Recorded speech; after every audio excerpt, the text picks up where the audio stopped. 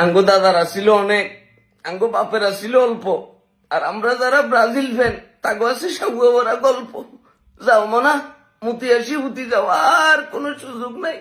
রাস্তার ভিতরে বাড়িতে পাইতাম না, এখন পোলা পানি দেখলে বলবো ভাই আপনার 3 পিস কই, ভাই আপনার 3 পিস কই। আগে ডাকতো 7 আপ, এখন ডাকবো 3 পিস। মানে বেইজ্জতি করবি, এরকম করি বেইজ্জতি। তাদের ঘরের মাটি একটু নিজেদের ইজ্জতটা রাখতে পারলি না ভাইয়া। মানে লাস্ট 6টা বছর তাদেরকে হারাইতে পারি না। এখন এই যে এখন তো তারা বলবো যে কি মেসিও তো খেলে নাই, মেসি যদি থাকতো তাহলে আজ যেমন কনফার্ম 7 আপ না আপার 10 হয়ে যেত ডাইরেক্ট ভাইয়া।